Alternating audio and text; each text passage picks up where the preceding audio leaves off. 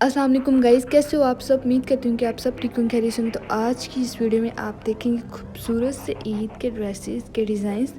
ईद आने वाली है और ईद की तैयारियां ज़ोरों शोर से जारी हैं।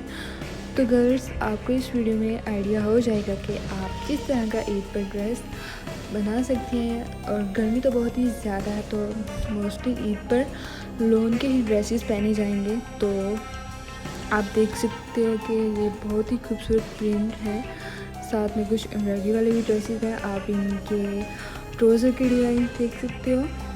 सो गाइस, अगर आपको ये वीडियो अच्छी लगी है तो प्लीज़ चैनल को सब्सक्राइब कर दें, लाइक कर दें, शेयर कर दें वीडियो को। तो गाइस, होप आप इस वीडियो को एंजॉय करेंगे। ड्रेसेस बहुत ही ज़्यादा खूबसूरत हैं। तो गाइस, हम मिलते हैं नेक्स्ट वीडियो में इंशाल्लाह। मुझे अपनी दुआ में याद रखिएगा। अल्लाह हाफिज़।